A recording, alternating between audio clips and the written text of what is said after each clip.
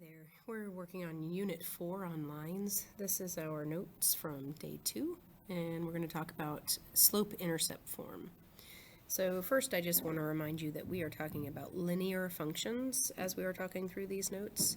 So we're talking about functions that when you plug in an x value, you get a y value, or you put in an input, you get an output, and for every input-output combination, if we were to graph it, we end up with a straight line.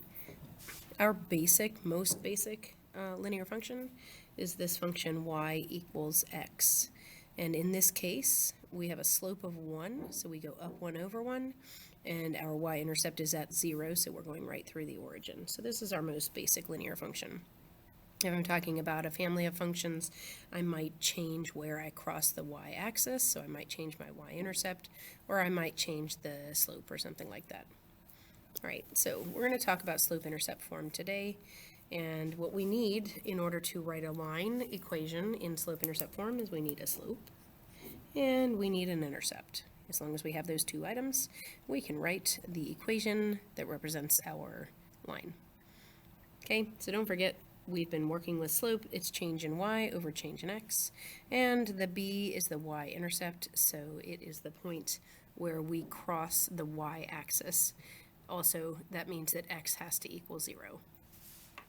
All right, so if we're going to write the equation of a line in slope-intercept form, we're going to remember, this is super important, y equals mx plus b, where m is the slope and b is the y-intercept. So looking at this first example, m is -7, because that's our slope, and b is 4.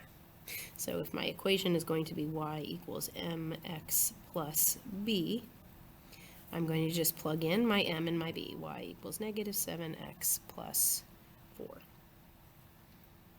Okay, on this equation, my m is 1/2, and my b value is -3.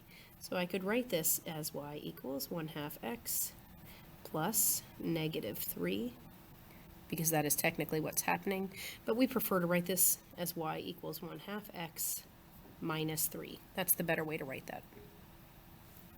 In this third example, I know that my slope is 0, so m equals 0, and my y-intercept b value is -3. Okay, so I'm going to look at this two ways. First of all, I might remember from Vux and Hoy that if I have a slope of 0, I have a horizontal line, right? So I know I'm going to have a horizontal line.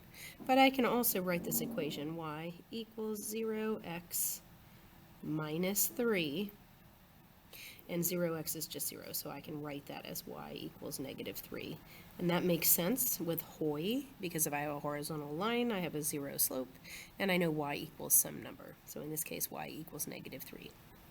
Okay, so when we're writing our equation of a line, generally we want, today anyway, we want to write it in slope-intercept form, but if it's one of our exception lines, one of our special cases, then we'll either have x equals some number or y equals some number. All right, so let's look here at our next little section. We're going to write an equation in slope-intercept form given a graph. I still just need a slope and an intercept. That's all I need, the y-intercept. So I will identify my slope and my y-intercept from the graph. Just looking at this graph, I can see that that is my y-intercept, -5. My slope, I'm going to go from one point to another. They've conveniently given me points, so I'm going to go 1, 2, 3. I went up 3, and then over 1, 2, 3, 4, over 4. It's a positive slope. I can see that I'm going uphill, and so I expect my number to be positive, and that's what I have, is 3/4.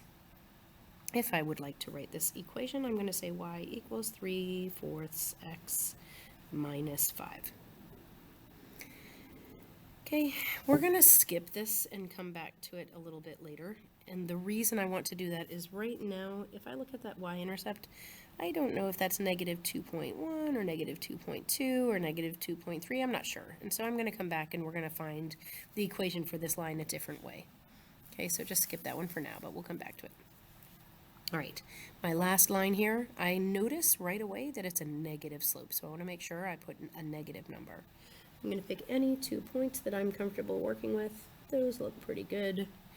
So I know that I'm going to go down 1 and then whomp whomp over 2. I went down 1 over 2. my slope is negative, and it's negative 1/2. I'm crossing this y-axis at 1, 2, at b value of 2. So this will be y equals negative 1/2 x plus 2.